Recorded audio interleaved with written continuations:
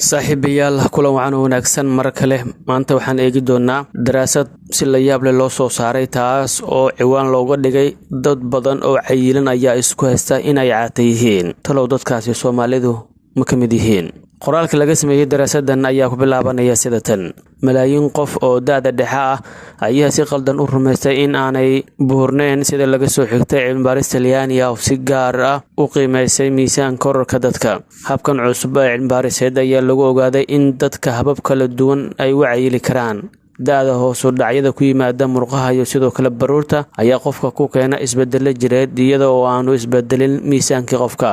caqabadaha jirka ayaa in la helo qalab si fudud u baara buurnaanta habkan caadiga ah ee loo kala saarayo miisaanka dadka waa iyada oo la xisaabinayo cabirka cufka jirkooda ama BMI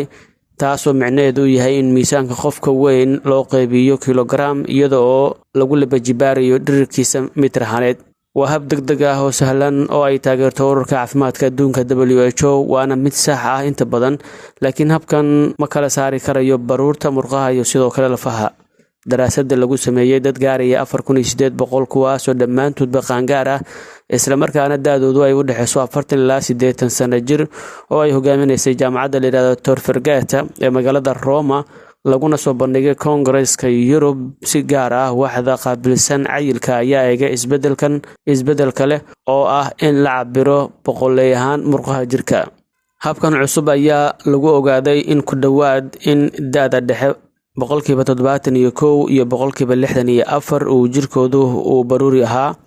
haddii aan sii wadno isticmaalka halbeega WHO ee baaritaanka buurnaanta waxay waayi doonaa dad badan oo dhexaad ah iyo kuwa waaweyn oo halis ku ah cudurrada la xiriira buurnaanta oo ay ku jiraan nooca labaad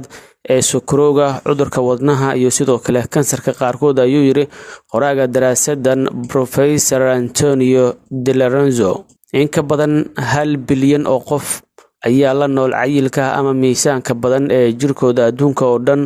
waana qiyaasaha caalamiga ah ee lagu daabacay The Lancet Show baaritaankan waxa lagu sheegay inay ku jiraan ilaa 880 milyan oo qaangaar ah iyo sidoo kale 159 milyan oo caruur ah marka loo eego xogtii la sameeyay sanadkii 2022 heerarka ugu sareeya ayaa lagu diiwaangeliyay Togo iyadoo 70 ilaa 80% dadka waaweyn ay la nool yihiin cayil saayida kooxo saynisyahano caalami ayaa sheegay in baahi degdeg ah loo qabo isbedel weyn oo ku saabsan sida loola tacaalayo miisaanka badan ama sidoo kale baruurta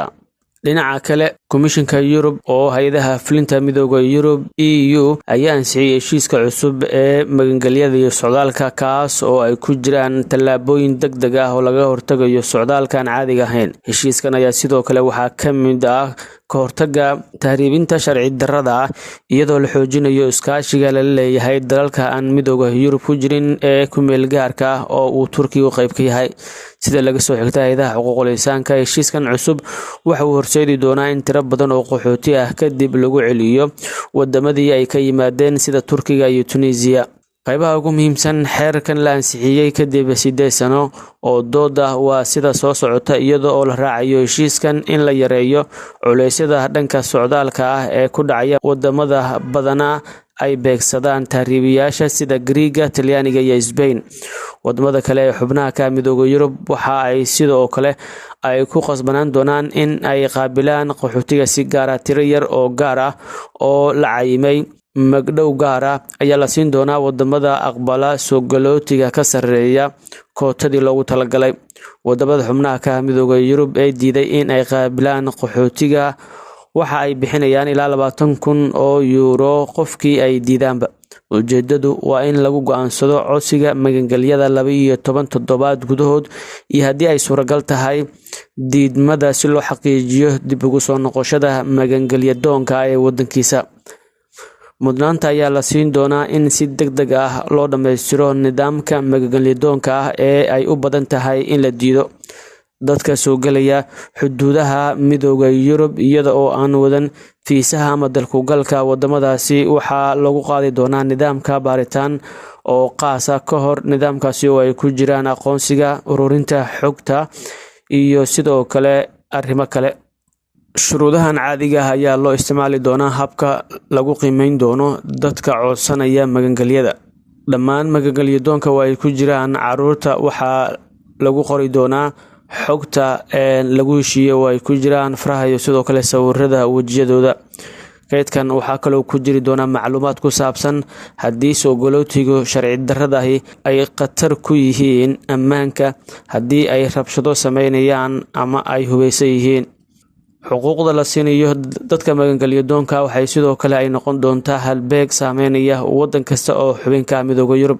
Dowladaha xubnaha ka waxay si joogto ah dib u eegis ugu sameyn doonaan xaaladda qaxootinimo iyaga oo qiimeynaya xaaladda wadamada ay tahay in ay magangelyada ay u baxaan, iyada oo lagu saleynayo xogta wakaaladda magangelyadoonka ee Midowga Yurub. Heerkan qaabilada ah ee u dhigma ayaa la siin doonaa qaxootiga, waxaana lagu kaabi doonaa sida guriyeynta, waxbarashada iyo adeegyada caafimaadka. Kuwa codsanaya magangelyada waxay awoodi doonaan in ay shaqeeyaan ugu dambeyn 6 bilood kadib taariikhda codsiga. Xeerkan ayaase si weyn loo dalaceeyay fikradda ah in kuwa la celinayo la geyn doono dal saddexaad oo ammaan ah sida Turkiga ama Tunisia, taas oo loo arko in ay halis ku tahay dadka magangelyadoonka.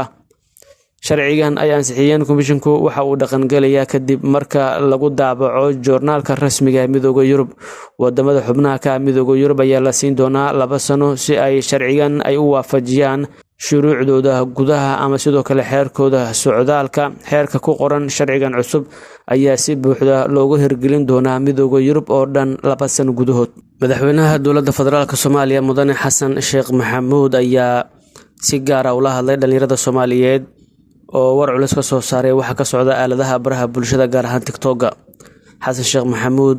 oo hadalka jeedinayay munaasabad lagu xusay maalinta dhalinyarada Soomaaliyeed oo shalay ku beegneed ayaa u caqli celiyay dhalinyarada, wuxuuna ugu baaqay in baraha bulshada aysan ku faafin waxaan habooneen. Madaxweynaha ayaa si gaar ah dhalinyarada ugu codsaday in social media aysan u adeegsan caayda dadka kale, isagoo kula taliyay in sidoo kale ay joojiyaan barankiyada. Dhalinyarada caajiska iska daaya aflagaadada, caytinka iyo sidoo kale barankiga TikTok dhexdiisa ka socda iska daaya, ayuu yiri madaxweynaha Soomaaliya. Sidoo kale waxa uu intaasi ku daray in dhaqamada xun iyo sidoo kale sameynta waxyaabahan wanaagsaneen ay dhaawacayaan dhaqanka wanaagsan iyo diinteena Islaamka. Waxa kale uu si raaciyay madaxweynaha Soomaaliya in dhalinyarada Soomaaliyeed ay yihiin ilmihiisa, sidoo kale uu doonayo in ay ka fogaadaan wax walba oo xumaan ah. Hadalkan ayaa ku soo aadaya iyadoo muddooyinkii u dambeysay ay soo kordhayeen dadka sida khaldan u isticmaalaya baraha bulshada, waxaana qaarkood ay si xun uga hadlayaan arrimaha qabyaaladda, kuwa kalena waxay ku faanayaan dhaqan xumo, kuwaas oo qaarkood ay soo xirtay dowladda federaalka Soomaaliya kadib tallaabo ay qaadeen ciidanka booliska Soomaaliya.